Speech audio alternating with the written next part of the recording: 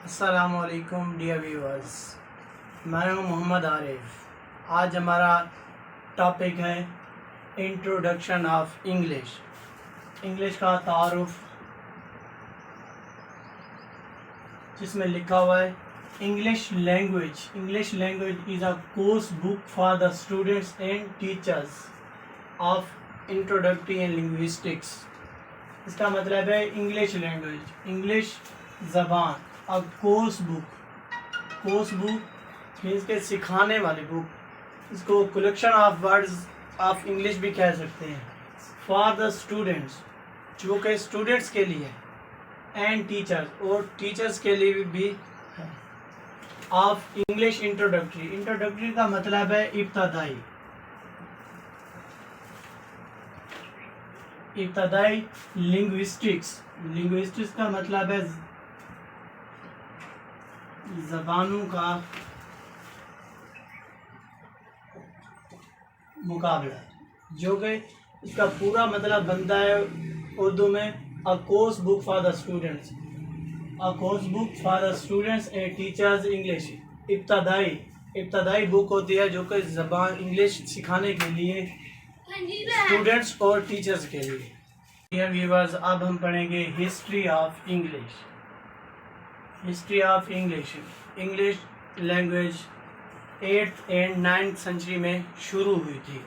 Started from 8th and 9th century. अब सवाल आता है, who is the father of English? English का फादर कौन है? इंग्लिश का फादर है Geoffrey Chancellor. He was born in London.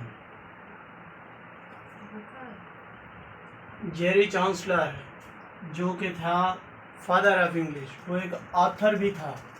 Author के साथ साथ फिलासफर का मतलब है फलसफी, पोइट, शायर भी था। एंड डिप्लोमेट का मतलब है सियासतदान। इसका मतलब है जो कि फादर ऑफ इंग्लिश था, वो author, philosopher, poet and diplomat भी था। अब सवाल आता है, who is the mother of English language?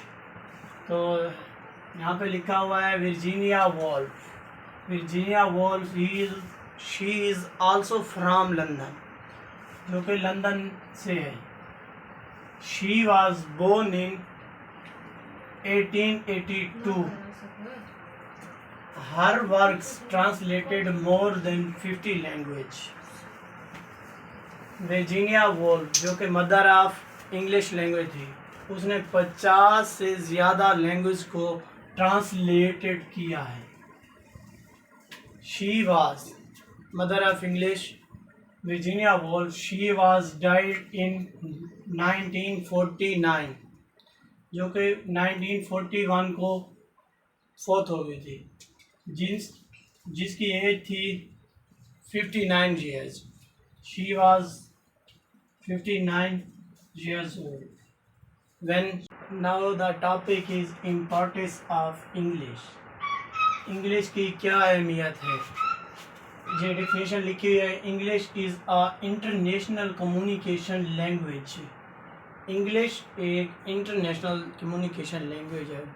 Communication का मतलब है बातचीत, इंटरनेशनल लेवल पे होती है। इंटरनेशनल लेवल आप जानते हैं कि दुनिया में, पूरी दुनिया में कम्युनिकेशन जो की जाती है वो इंटरनेशनल लैंग्वेज है इंग्लिश। मीडिया में भी इंग्लिश लैंग्वेज यूज़ की जाती है। इंटरनेट भी इंग्लिश यूज़ की जाती है। प्रोफेशनल में भी इंग्लिश लैंग्वेज यूज़ की जाती है, जो कि professional means education, concern, banks, ETC। And personal में भी लोग इंग्लिश बातचीत करते हैं। पर्सनल रीज़न जो होती हैं, या इंटरनेट की reasons, media reason, personal reason जो होती हैं, उनको समझने के लिए अंडरस्टैंडिंग मीन्स समझने के लिए ज़रूरी है इम्पोर्टेंस ऑफ इंग्लिश। इंग्लिश की जो अहमियत है, will help you reach yours goals. आपने जो गोल्स अचीव करना है, इंटरनेशनल लैंग्वेज पे हो चाहे जिस लैंग्वेज पे, अगर इंटरनेशनल लैंग्वेज पे है तो आपको गोल्स अचीव करने के लिए इंग्लिश की बहुत ज़्यादा ज़रूरत होगी सीखना। इंग्लिश को सीखना बहुत ज़्यादा ज़रूरी है।